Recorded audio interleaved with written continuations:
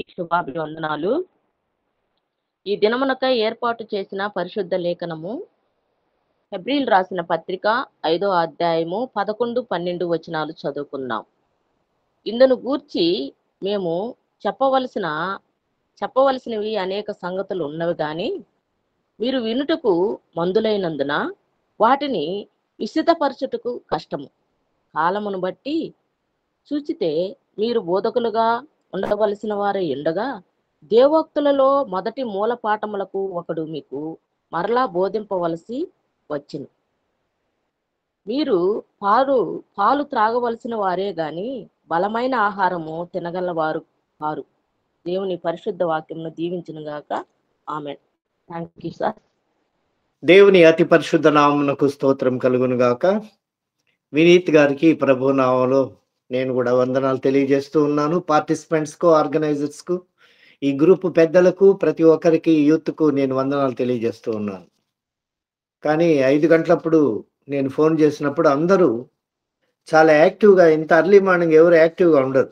ఎందుకంటే వాళ్ళని నడిపినటువంటి పెద్దలు వాళ్ళు కూడా గుర్తు చేసుకోవాలి, ప్రశంసించాలి. ఎందుకంటే దేవుని మన అంశం కూడా అదే. మందులు అంటే సోమరిపోతులు, దేవుని కార్యాన్ని అశ్రద్ధగా చేసేవారు, మరియు ఎక్కువసేపు కూర్చోలేరు సంఘంలో. అదొక బ్యాడ్ హ్యాబిట్ ఉంది. మధ్యలో బయటికి వెళ్ళిపోయేవాళ్ళు.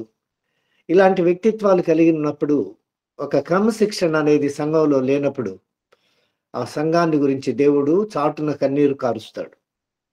కానీ ఒక మాట ప్రార్థన చేసుకొని వాక్యంలోకి మనం వెళ్దాం.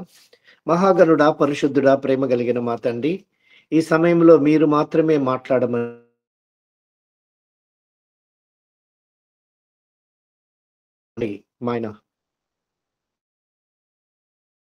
మాకందరికీ కూడా ఈ ఉదయకాలపు వర్తమానం మీరు అందించమని యేసు నామములో ప్రార్థించి వేడుకొనుచున్నాము.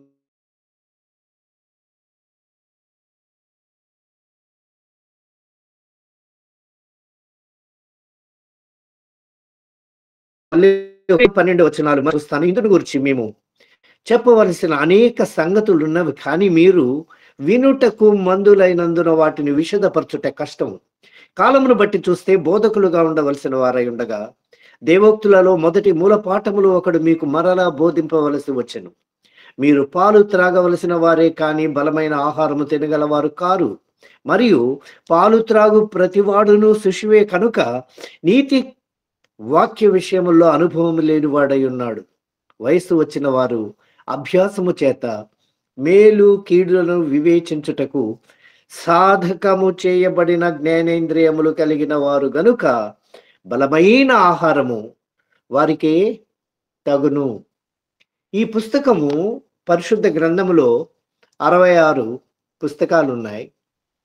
బైబిల్ నందు ఈ 66 పుస్తకాల్లో కొత్త నిబంధనలో 2 పుస్తకాలు ఉన్నాయి. రోమా పత్రిక, హెబ్రీయులకు రాసిన పత్రిక.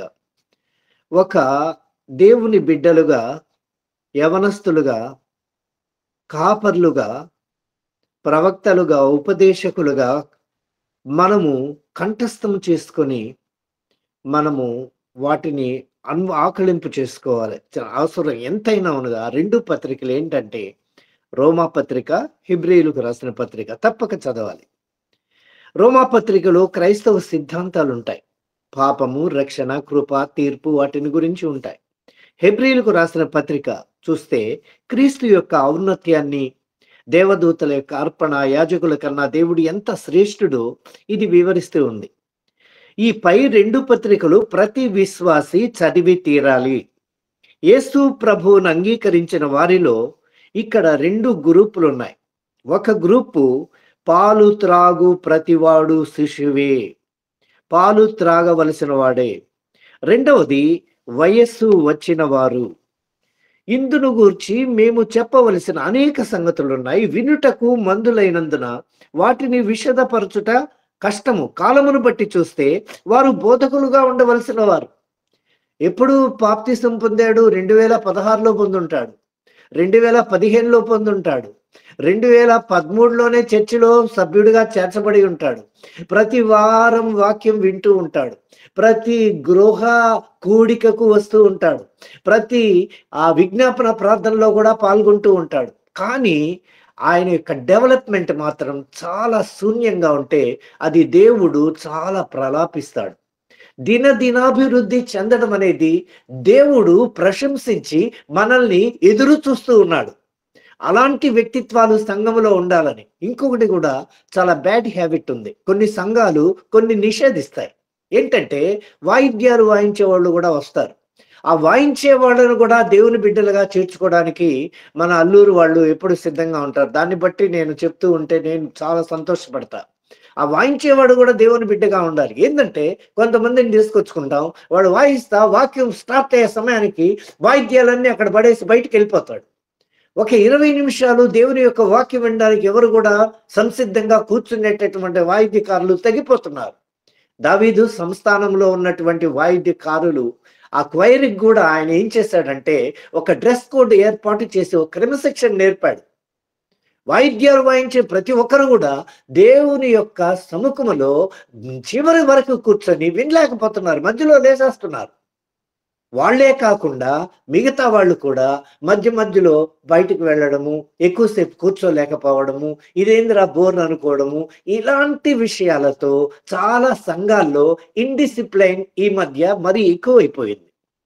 ఇలాంటి పరిస్థితుల్లో మనమందరం కూడా శ్రద్ధ కలిగి ఉండాలని దేవుని యొక్క వాక్యం మనకు తెలియజేస్తూ ఉంది. ఈ హెబ్రీయులకు రాసిన పత్రిక 5వ అధ్యాయం 11వ వచనం చూస్తే, వినుటకు మందులు కాక. ఈ మందులు అంటే ఎవరంటే తెలుగు డిక్షనరీలో మీరు చూడండి, చొరవ లేనటువంటి వాడు, అల్పుడు, ఇష్టం వచ్చినట్టు తిరిగేవాడు, నిర్భాగ్యుడు, మూర్ఖుడు, ఇంకొక విధంగా వ్యాధిగ్రస్తుడు, అసమర్థుడు, ఎన్ని పర్యాయ పదాలు ఇచ్చున్నాడు ఈ మందులు అనే పదానికి. కాబట్టి డల్ ఆఫ్ హియరింగ్స్, వీళ్ళు వినడానికి మందులు.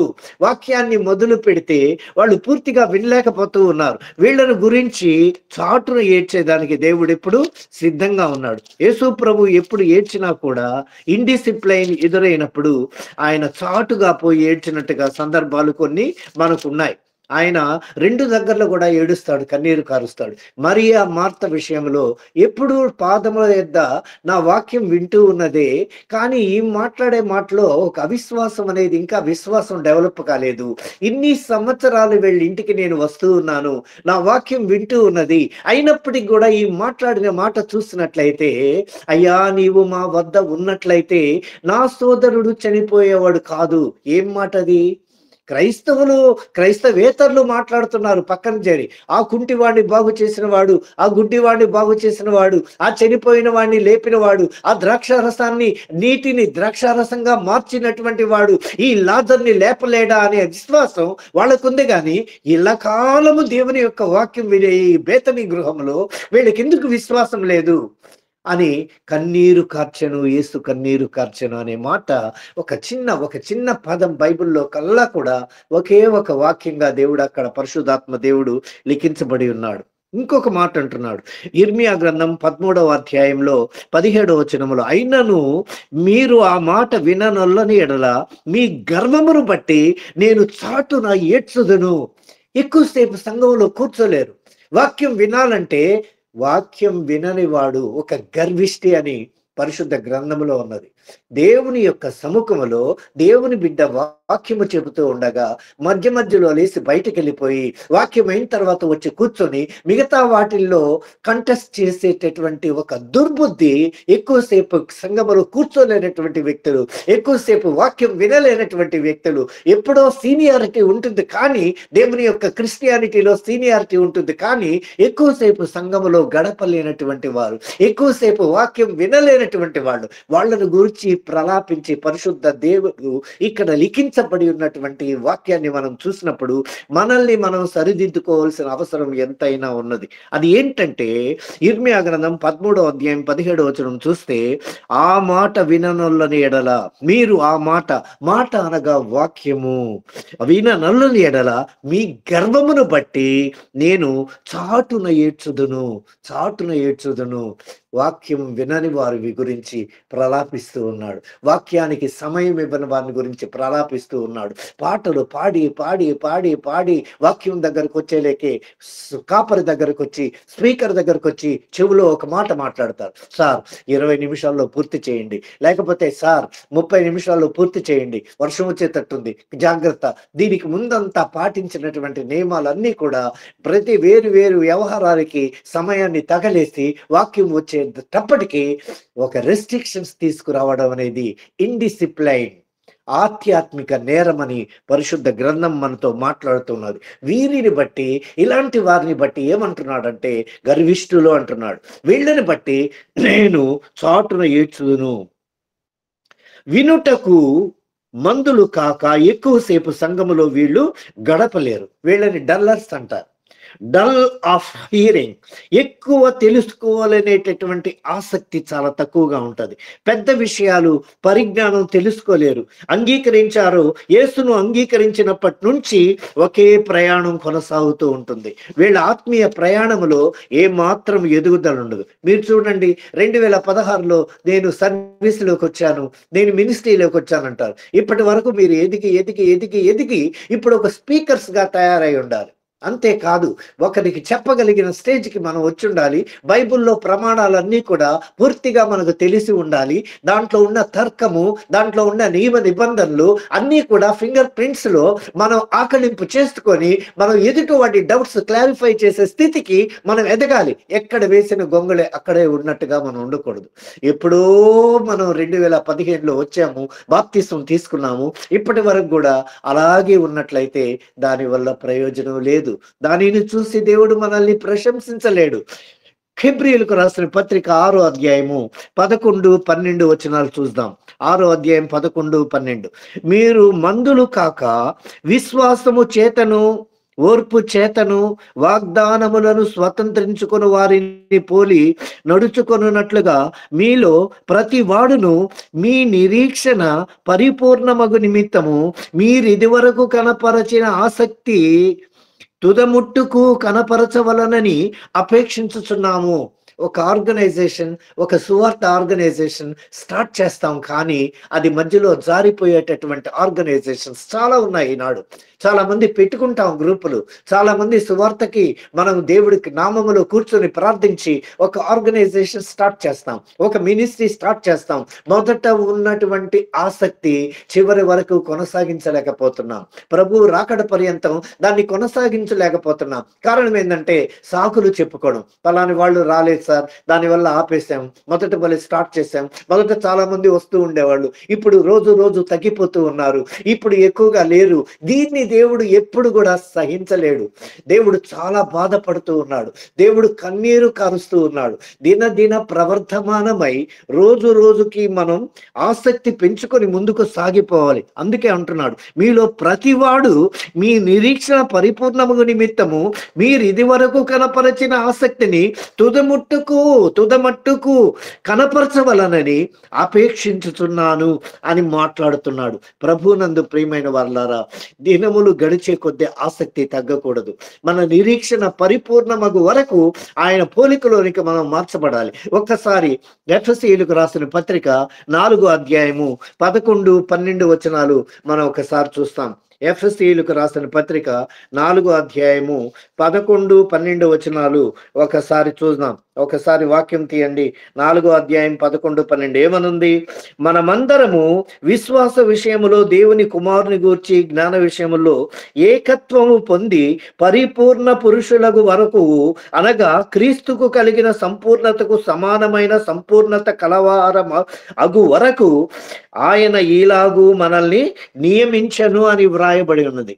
సంపూర్ణ పురుషులకు వరకు, అనగా క్రీస్తుకు కలిగిన సంపూర్ణం, క్రీస్తుతో సమానంగా సంపూర్ణత కలిగి ప్రార్థనలో, బైబిల్ చదువుటలో, బోధించుటలో మనము అనూహ్యమైనటువంటి ఆత్మీయ విధానముతో ఎదగాలని దేవుని యొక్క వాక్యం మనకు తెలియజేస్తూ ఉన్నది. ఒక్కసారి మనం హెబ్రీయులకు రాసిన పత్రిక 4వ అధ్యాయం ఒకసారి చూడండి.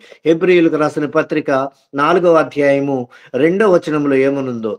వారికి ప్రకటించబడినట్లు మనకును సువార్త ప్రకటించబడెను. కానీ వారు వినిన వారితో విశ్వాసము గలవారై కలిగి ఉండలేదు గనుక విన్న వాక్యము వారికి నిష్ప్రయోజనమైనదాయను. ఇద్దరికి ఒకే వాక్యం, మందులకి ఒకే వాక్యం చెప్పబడింది, యాక్టివ్ పర్సనాలిటీస్ కి ఒకే వాక్యం చెప్పబడింది. అందరికీ ఒకే వాక్యం. వాడు రోజు రోజుకి అభివృద్ధి చెందుతూ ఈనాడు ఒక స్పీకర్ గా నిలదొక్కుని ఈనాడు గొప్ప కార్యములు, యెహోవా కార్యములు చేయడానికి ముందుకొచ్చాడు. కానీ ఇక్కడున్నవాడు కారణం ఏంటంటే వాక్యం వినడు, బైబుల్ చదవడు, కష్టపడడు, వాక్యం తర్కించాలని అనుకోడు, ఒక ట్రైనింగ్ ప్రోగ్రామ్కి అటెండ్ కాడు, లేకపోతే ఒక సెమినార్కి అటెండ్ కాడు, ఏమీ అటెండ్ కాడు. ఎక్కడ వేసిన గొంగళి అక్కడే ఉన్నట్లయితే దాన్ని చూచి దేవుడు ప్రలాపిస్తూ ఉన్నాడు. ఇద్దరికి ఒకే వాక్యం చెప్పాడు. ఆయన ఈ 10 సంవత్సరాల్లో ఎంత డెవలప్ అయ్యాడు. నువ్వెందుకు ఏసిన గొంగళి వేసినట్టుగా అలాగే ఉన్నావు? కాబట్టి నువ్వు పాలు త్రాగవలసిన వాడివే, బలమైన ఆహారము నీకు తగదు. అలాంటి వాక్యాన్ని నువ్వు జీర్ణించుకోలేకపోతున్నావు. ఇప్పటి వరకు ఇదేనా? కాబట్టి దేవుని సముఖములో, దేవుని సంఘములో దినదినము మనం ఎదగాలని, వాక్యములో ఎదగాలని, వాక్యము యొక్క పరిపూర్ణతలో ఎదగాలని దేవుని యొక్క వాక్యం మనతో మాట్లాడుతూ ఉన్నది. చూడండి ఒకసారి ప్రభునందు ప్రియమైన వారులారా, దేవుడు ఏం మాట్లాడుతున్నాడో చూడండి. ఇది మొదటి లక్షణం అన్నమాట.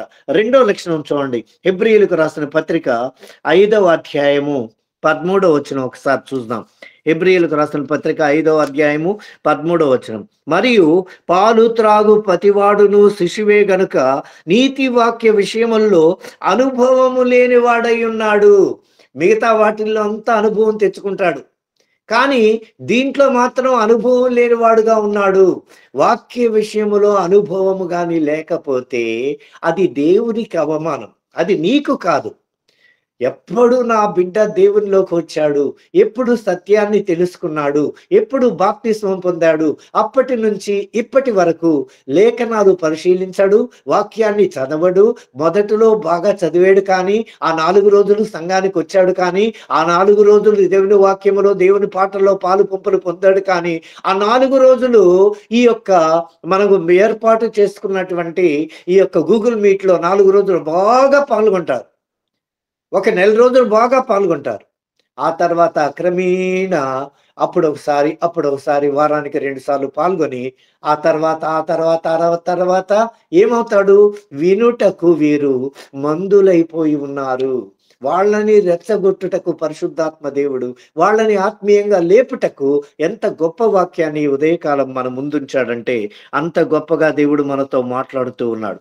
ప్రభునందు ప్రియమైన వారులారా, నీతి వాక్య విషయములో అనుభవం లేనటువంటి వాడు, పరిశుద్ధత కోల్పోతామనేటటువంటి భయము వాళ్ళకి లేదు. కాబట్టి ఈ ఒక్కసారి కొరింథీయులకు రాసిన 2వ పత్రిక 10వ అధ్యాయము 12వ వచనం ఒకసారి చూద్దాం. కొరింథీయులకు రాసిన 2వ పత్రిక 10వ అధ్యాయము 12వ వచనం ఒకసారి చూసినట్లయితే అక్కడ ఒక మాట వ్రాయబడి ఉన్నది. ఏంటంటే, తమ్మును తామే మెచ్చుకొను కొందరితో జతపరచుకొనుటకైనను వారితో సరిచూచుకొనుటకైనను మేము తగ్గింపజాలము, కానీ వారు తమలోనే ఒకరిని బట్టి ఒకరు ఎన్నిక చేసుకొని ఒకరితో ఒకరు సరిచూచుకొనుచున్నందున గ్రహింపు లేకయున్నారు. నువ్వు ఎవరితో పోల్చుకుంటున్నావు? సంవత్సరం అయిన తర్వాత పాస్టర్ గారు అడిగారు, అమ్మా 52 వారాల్లో నువ్వు ఎన్ని వారాలు వచ్చావు?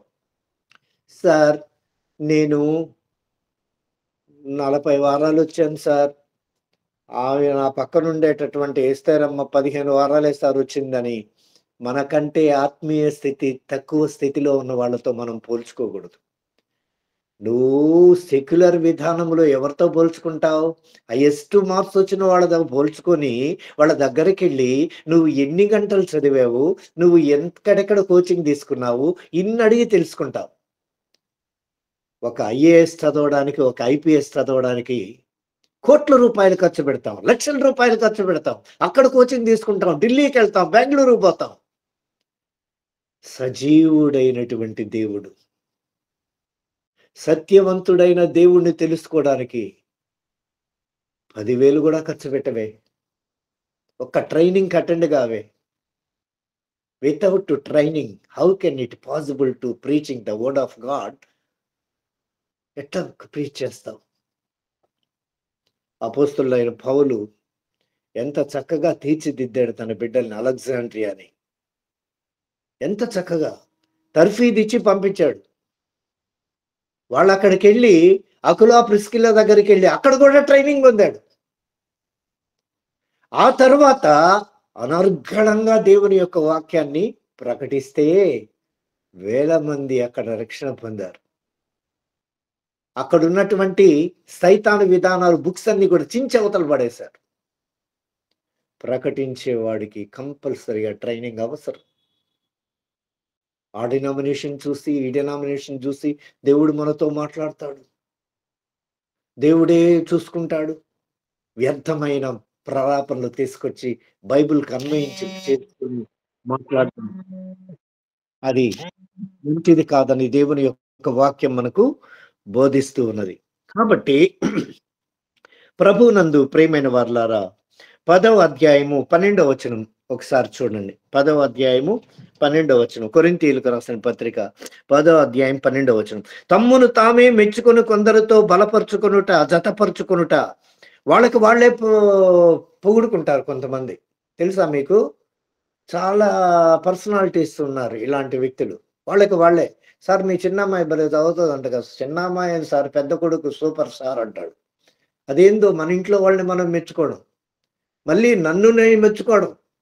సార్ నీ కోపం ఎక్కువ కాదంటే, నాకు భలే కోపం సార్, నాకు చచ్చేంత కోపం నాకు. అందుకే మా ఆఫీసులో మా ఆఫీసరు గడగడ వడిగిపోతాడు నన్ను చూస్తే. ఇట్లుంటాయి వాళ్ళ మాటలు, హెచ్చు మాటలు.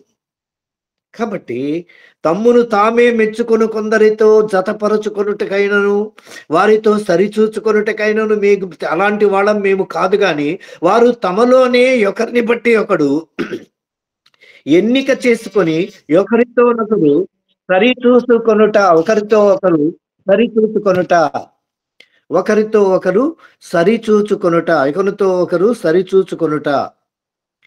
ఈ గ్రహింపు లేకనే ఉన్నారు. మేమైతే మేరకు మంచి అతిశయపడము గాని మీరున్న స్థలము వరకు రావాలని దేవుడు మాకు కొలిచి ఇచ్చిన మేరకు లోబడి ఉండి అతిశయించుచున్నాము. దేవుడు మాకు ఏమి కొలిసి ఇచ్చాడో దానికి లోబడి బ్రతుకుతున్నాం. అలాంటి వ్యక్తిత్వాలు తీసుకురావాలని దేవుని యొక్క వాక్యం మనతో మాట్లాడుతూ ఉన్నది. 3వ లక్షణం ఇక్కడ మనం చూస్తే శరీర సంబంధమైనటువంటిది. కొరింథీయులకు రాసిన మొదటి పత్రిక 3వ అధ్యాయము 2-3 వచనాలు ఒకసారి చూద్దాం. 1 కొరింథీ 3వ అధ్యాయము 2-3 వచనాలు ఒకసారి చూద్దాం. ప్రభునందు ప్రియమైన వారలారా, సహోదరులారా, ఆత్మ సంబంధులైన మనుషులతో మాట్లాడినట్టు నేను మీతో మాట్లాడలేకపోతిని. శరీర సంబంధులైన మనుషులే అనియు క్రీస్తునందు పసిబిడ్డలే అనియు మీతో మాట్లాడవలసి వచ్చెను. అప్పటిలో మీకు బలము చాలకపోయినందున పాలతోనే మిమ్మును పెంచితిని గాని అన్నముతో మిమ్మును పెంచలేదు. మీరింకను శరీర సంబంధులై ఉండుట వలన ఇప్పుడు మీరు బలహీనులై ఉన్నారు కదా. ఇది చాలా లోతుగా మనం పరిశీలించవలసిన అవసరం. ఇంకా స్టెక్యులర్లో బ్రతుకుతూ శరీర సంబంధంగా బ్రతుకుతూ ఉంటే వాళ్ళని కూడా పాలు తాగవలసిన వాళ్ళే. కొన్ని విడిచిపెట్టలేకపోతున్నాం. బాల్య స్థితిలో ఉన్నాము. మగస్థిరి గల ప్రార్థన అవసరం అంట. యాకోబు ప్రార్థన గురించి మాట్లాడుతుంది. ఇంకా స్టెక్యులర్ విధానం గురించి మాట్లాడుతూ ఉన్నాం. శరీర సంబంధులుగా ఇంకనూ మనం ఆత్మీయ స్థితిలో ఎదగకుండా ఉంటే, శరీర సంబంధులైతే వాళ్ళని గురించి ఏమంటున్నా అంటే, మీరు పాలు త్రాగవలసిన వారే.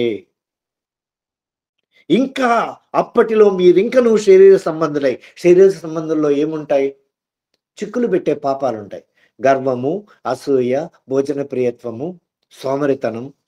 ప్రభువునందు ప్రియమైన వారలారా, సోమరితనం ఒక పాపం. తెలుసా మీకు? మనందరం తెలుసుకోవాలి. సోమరితనము ఒక పాపము. అపోస్తల కార్యముల్లో మనం తెస్సలోనికైలకు రాసిన 2వ పత్రికలో ఉంటది.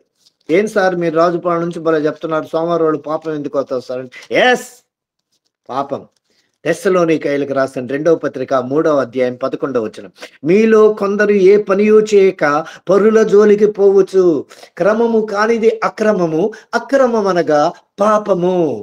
ఏం పని చేయనోడు ఏం చేస్తానంటే వినీత్ అట్ట, అల్లూరోళ్ళెట్ట, వాళ్ళట్ట, వీళ్ళెట్ట దీని గురించి మాట్లాడి కాలయాపన చేస్తాడు. పనికి పూనుకున్నవాడు దేవుని కార్యం చేయడానికి చాలా బిజీగా ఉంటాడు.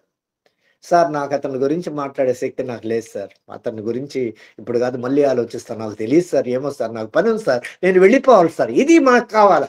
ఇలాంటి బిజియెస్ట్ స్కెడ్యూల్ని మనం ఉండాలని దేవుడు కోరుకుంటూ ఉన్నాడు.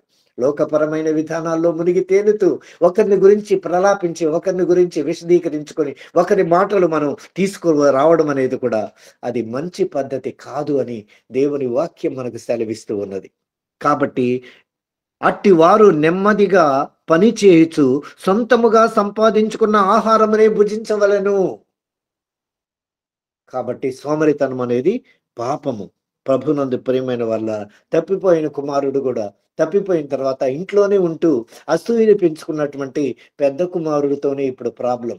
ఆయన వెళ్ళిపోయాడు, మారు మనసు పొందాడు, రియలైజ్ అయ్యాడు, వచ్చాడు. చిన్న కుమారుడితో ప్రాబ్లమే లేదు. తప్పిపోయిన కుమారుడు ప్రాబ్లం అంతా సంఘంలో ఉన్నవాడితోనే ప్రాబ్లం. సంఘం బయటోడితే ఏం ప్రాబ్లం? వాడు వచ్చాడు, వాడు మారు మనసు పొందాడు, సంఘం వెళ్ళిపోయాడు, మళ్ళీ వచ్చి సంఘంలో చేర్చబడ్డాడు, వాడు రియలైజ్ అయ్యాడు, క్షమాపణ అడిగాడు, దేవునిలో వాడు కొనసాగుతూ ఉన్నాడు. ఇక్కడే ఉంటాడు, మంచివాడిగా నటిస్తూ మన మధ్యలో ఉంటాడు, సంఘములో ఉంటాడు, మన దగ్గరే ఉంటాడు. వాడితోనే ప్రాబ్లం ఇక్కడ. అదే అసూయ. ఇంతకాలము సంఘములో ఉంటూ, ఇంటిలో ఉంటూ, నా ఇంటిలో ఉంటే నువ్వు నేర్చుకున్నది ఇదే అని దేవుడు మనతో మాట్లాడుతూ ఉన్నాడు. ప్రభునందు ప్రియమైన వారులారా, ఇలాంటి వారికి ఏం కావాలంటే ప్రభువు క్షమించిన తర్వాత నీవెవరు తిరిగి క్వశ్చన్ చేసేదానికి? నా కుమారుడు, నా ఆస్తి నేను పంచి ఇచ్చాను, నేను పిలుపునందుకొని వచ్చాడు, నీకేమిటి ఈ యొక్క అసూయ అని తండ్రి అడుగుతాడు మనల్ని. కాబట్టి ఎఫ్సీలకు రాసిన పత్రిక 4వ అధ్యాయం 4వ వచనం చూసినట్లయితే, పసి పిల్లలు అనగా ఆ సంవత్సరమే ప్రభువును స్వీకరించిన వారిపై అబద్ధ బోధకుల ప్రభావం ఎక్కువ ఉంటుంది. కాబట్టి వీరిని కాపాడుకోవాల్సినటువంటి బాధ్యత మనకు ఎంతైనా ఉన్నది. వీరికి ఎలాంటి బోధ కావాలి? కొత్తగా వచ్చిన వాళ్ళు ఉంటారు, వాళ్ళని తప్పిపోకుండా చూసుకోవాల్సిన బాధ్యత మన మీద ఉన్నది. తిమోతికి రాసిన 2వ పత్రిక 4వ అధ్యాయం చూడండి, ఏమనుందో 2వ వచనం చూడండి. వాక్యమును ప్రకటించము, సమయమందు అసమయమందు ప్రయాసపడము, సంపూర్ణమైన దీర్ఘశాంతముతో ఉపదేశించుచు, ఖండించుచు, గద్దించుచు బుద్ధి చెప్పుము. ఎందుకనగా జనులు హితబోధను సహింపక దురద చెవులు గలవారై తమ స్వకీయ దురాశలకు అనుకూలమైన బోధకులను తమ కొరకు తామే పోగు చేసుకుంటారు. ఆయన ఏం చెప్తాడు సార్? జోక్స్, సబ్జెక్ట్ ఏముండదు, ఒట్టి జోక్స్ చెప్తాడు. జోక్స్ చెప్పడానికి టైం మాది? దేవుని పవిత్రమైనటువంటి వేదిక మీద వాక్యము చెప్పకుండా 4 కట్టుకథలు అల్లుకొని వాటిని చొప్పించుకొని నలుగురిని నవ్వుతారు. అబ్బా ఆయన ఏం చెప్పాడు, ఆయన కావాలి సార్ మాకు. పోగు చేసుకునే వాళ్ళలో ఉన్నావా? వాడు చెప్తేనే వస్తాడు ఈ డల్లర్, వాళ్ళు చెప్తేనే అట్ట నవ్విస్తేనే వస్తాడు సంఘానికి, సీరియస్ గా బోధ వినిపించేదానికి రాడు. కాబట్టి కొత్తగా దేవునిలోకి వచ్చి బాప్తిసం తీసుకునేవాడికి ఇన్‌డెప్త్ టీచింగ్ కావాలి. అందుకే హెబ్రీయులకు రాసిన పత్రిక 5:14 బలమైన ఆహారం కోసం తపన పడాలి. ఇన్‌డెప్త్ టీచింగ్ జరగాలి, సంఘములో బోధ జరగాలి. బయట చేసేది ప్రసంగం అంటారు, సంఘములో చేసేది బోధ అంటారు. What is the difference between బోధ అండ్ ప్రసంగం? అందుకే తిమోతి మొదటి పత్రిక 4:8 అంటాడు. మొదటి పత్రికలో కూడా ఒక మాట ఉంది, 4వ అధ్యాయము 8వ వచనంలో ఒక మాట వ్రాయి, శరీర సంబంధమైన సాధకము కొంచెం మట్టుకే ప్రయోజనకరమవును, కానీ దైవ భక్తి ఇప్పటి జీవము విషయములో, రాబో జీవము విషయములో వాగ్దానముతో కూడినదైనందున అది అన్ని విషయాల్లో అది ప్రయోజనకరం అని మాట్లాడుతూ ఉన్నాడు. కాబట్టి ప్రభువునందు ప్రియమైన వారులారా, ఇక్కడ మనం దేవుని నీవుగా తెలుసుకున్న అనుభవము ఎంత గొప్పదో దేవుని యొక్క వాక్యం మనకి ఇక్కడ తెలియపరుస్తూ ఉన్నది. ఈ సమయంలో వాళ్ళకి మనం ఏం బోధిస్తాము అని అంటే, మంచి బోధ అనేది సంఘంలో జరగాలి. కాబట్టి ఇప్పుడు మనం ఏ గ్రూప్లో ఉన్నాం, ఏ గ్రూప్‌లో ఉన్నావనేది మనల్ని మనమే చెక్ జేసుకోవాలి. ఏ గ్రూప్‌లో ఉన్నావు నువ్వు? ఏ గ్రూప్ నుంచి నువ్వు బయలుదేరుతూ ఉన్నావు? నీ యొక్క స్థితి ఏమాత్రంగా ఉన్నదని దేవుని వాక్యం మనకి హెచ్చరిక చేస్తూ ఉన్నది. ప్రభువునందు ప్రియమైన వారలారా, ఒకసారి మనము అపోస్తల కార్యములు చేసి నేను ముగిస్తాను. ఆ కార్యముల్లో ఒక గొప్ప మాట అక్కడ వ్రాయబడి ఉన్నది. ఆ వాక్యాన్ని గురించి నేను కొద్దిగా చెప్పాలని ఇష్టపడుతూ ఉన్నాను. అదేందంటే ఇక్కడ అపోస్తల కార్యములు తీయండి. అపోస్తల కార్యములు 18వ వచనం నేను మీకు ఈజీగా ఉంటది. చూడండి ఒకసారి. 18, 24 నుంచి 28 వరకు మీరు ఇంటికెళ్ళి చదువుకోండి. ఇక్కడ ఒక ట్రైన్డ్ స్పీకర్ ఉన్నాడు. ట్రైన్డ్. ఒక దగ్గర ట్రైనింగ్ అయిపోయాడు. ఇంకో దగ్గర అక్కడ కూడా ట్రైనింగ్ అయ్యాడండి. ఇతడు లేఖనములు యందు ప్రవీణుడయుండెను. అబ్బా! స్కాలర్. బీటీహెచ్ చేస్తున్నాడు, ఎంటీహెచ్ చేస్తున్నాడు. పూర్తిగా ట్రైనింగ్ అయిపోయి ఉన్నాడు ఆయన. అతడు ప్రభువు మార్గము విషయమై ఉపదేశము పొంది తన ఆత్మయందు తీవ్రపడి యోహాను బాప్తిసం మాత్రమే తెలుసుకున్నవాడై. కానీ ఈయన తెలిసింది యోహాను యొక్క బాప్తిసం మాత్రమే తెలుసు, ఇంకేం తెలియదు. ఆత్మయందు తెలుసుకునేవాడై యేసును గూర్చిన సంగతులు వివరముగా చెప్పి బోధించుచు సమాజ మందిరములో ధైర్యముగా మాట్లాడనార. ధైర్యవంతుడు ఎవరంటే వాక్యములో ప్రావీణ్యత సంపాదించిన వాడు. Trained people. మనం వేగ్గా ప్రకటిస్తే కొత్తగా వచ్చిన వాడు జారిపోతాడు. ఒకడు మన నుంచి జారిపోతూ ఉన్నాడంటే వాడు పోయి డల్లర్స్ లో చేరాడంటే సంఘము తను తాను పరీక్షించుకోవాలి. నేనేమన్నా తప్పు చెప్పానా, తక్కువగా చెప్పానా, ఏంటి నా పరిస్థితి అని మనం పరిశీలించుకోవాలి. ఈయన ధైర్యంగా బోధించనారంభించాడు. ప్రిస్కిల్లా అకులయు విని అతనిని చేర్చుకొని దేవుని మార్గము మరి పూర్తిగా అతనికి విషదపరచిరి. ఈయనకేంది విషదపరిచేది? ఈయన ఆల్రెడీ ఏమని రాస్తున్నాడు ఇక్కడ? విద్వాంసుడు, లేఖనములందు ప్రవీణుడు, స్కాలరు, పెద్ద టీచరు, బైబిల్ ప్రొఫెసరు. కానీ తన్ను తాను తగ్గించుకొని అకులా ప్రిస్కిల దగ్గరకు వచ్చి మళ్ళీ ట్రైనింగ్ తీసుకున్నారు. అకులా ప్రిస్కిల ఏం చేశారు? అతనిని చేర్చుకొని ఆ తర్వాత అతడు అకయకు పోదలిచ్చినప్పుడు అతనిని చేర్చుకొనవలనని సహోదరులు ప్రోత్సాహపరచుచు అతడు శిష్యులకు వ్రాసిరి. నేను ఇక్కడ నుంచి అలెగ్జాండ్రియా వాడైనటువంటి అపోల్లో అనేని పంపిస్తున్నాను, ఈయన్ని మీరు చేర్చుకోండి అని ముందుగానే తర్ఫీదిచ్చి ఆ తర్వాత అక్కడికి అకయకు పంపించాడు. పంపించిన తర్వాత ఏం జరిగింది? కృపచేత విశ్వసించిన వారికి చాలా సహాయము చేశాను. మిషనరీస్ భారతదేశానికి వచ్చిన తర్వాత వాళ్ళు ట్రైబల్స్ కి శక్తి లేదు, సంఘం లేకంటే తోసేస్తారు. 1 minute 1.5 minute లో వాక్యం పెట్టి వాక్యముతోట ఆకలి కూడా తీర్చి పంపించారు. ఈ రెండవ విధానము ఎక్కువ మంది సంఘాల్లో చేర్చబడ్డారు. కాబట్టి ఇక్కడ మిషనరీగా అలెగ్జాండ్రియా అక్కడికి వెళ్ళి ఆ పేదవాళ్ళకి ఏం చేశాడు అని అంటే విశ్వసించిన వారికి చాలా సహాయం చేశాడు. యేసుక్రీస్తు అని లేఖనముల ద్వారా అతడు దృష్టాంతపరిచి యూదుల వాదమును బహిరంగముగా గట్టిగా ఎప్పుడు ఖండించాడు అంటే మొదట తీసుకున్న ట్రైనింగ్ తో పాటు అస్కూల ప్రిస్కిల దగ్గర ట్రైనింగ్ పొందుతున్నాడు. కాబట్టి వాళ్ళు అక్కడికి వెళ్ళి ఆత్మీయ ఆహారాన్ని పంచాడు, చాలా సహాయం చేశాడంటే శారీరకమైన ఆహారాన్ని కూడా వాళ్ళకిచ్చి వాళ్ళకి కావాల్సిందేడో ఏర్పాటు చేశారు. మిషనరీస్ మనకు అది నేర్పారు. కాబట్టి మనం డల్లర్స్ గా ఉండకూడదు. మనం దినదినం అభివృద్ధి చెంది ముందుకు పోవాలని దేవుని యొక్క వాక్యం మనకు తెలియజేస్తుంది. మనం పోల్చుకునేటప్పుడు కూడా మనకంటే పై వాళ్ళతో గొప్ప వాళ్ళతో మనం పోల్చుకోవాలి. కాబట్టి దేవుడు తన పరిశుద్ధ వాక్యమును మన వినికిడిలో దీవించి ఆశీర్వదించును గాక. ఆమెన్. అందరికీ వందనాలు. ప్రార్థన చేసుకున్నాము. ప్రేమగల తండ్రి, కృపగల యేసయ్య, నీ ఘనమైన ఉన్నతమైన మనకి వందనాలు, స్తుతులు, స్తోత్రాలు తండ్రి. నైనా అయ్యా, ఈ ఉదయం కాలం సమయంలో తండ్రి నైనా నా ప్రభా మేమందరం కలిసి నీ పాద చెంత చేరిన విధానాన్ని బట్టి నీకే స్థుతులు స్తోత్రాలు తండ్రి నాయన. ఈ సమయం ముందు నీ కుమారుని నిలబెట్టి తండ్రి నాయన, అయా సూటిగా మాతో మాట్లాడిన దేవా నీకే స్థుతులు స్తోత్రాలు తండ్రి నాయన. మేము ఏ రీతిలో ఉన్నామో, ఏ రీతిలో జీవిస్తున్నామో తండ్రి నాయన నా ప్రభా, మందబుద్ధి కలిగిన వారంగా ఉన్నామా, చురుకైన వారంగా ఉన్నామా తండ్రి నాయన. ఈ దినాన మాట్లాడిన దేవా నీకే స్థుతులు స్తోత్రాలు తండ్రి నాయన. అవును తండ్రి నాయన నా ప్రభా, ఒక్క అరగంట సేపు కూడా తండ్రి నాయన నీ వాక్యం వినే మనసు మాలో లేకుండా పోతుంది తండ్రి నాయన నా ప్రభా. నాయన మాతో మాట్లాడిన విధానాన్ని బట్టి నీకే స్థుతులు స్తోత్రాలు తండ్రి నాయన. మా మనసు ఏం కోరుకుంటుందో తండ్రి నాయన నా ప్రభ ఎరుగున్న దేవుడు కనుక నా ప్రభా, చురుకైన వారంగా ఉండేలాగా మీరు సహాయం దయచేయమని అడుగుతున్నావు నాయన. మా విశ్వాస జీవితాన్ని బలపరచమని అడుగుతున్నావు నాయన.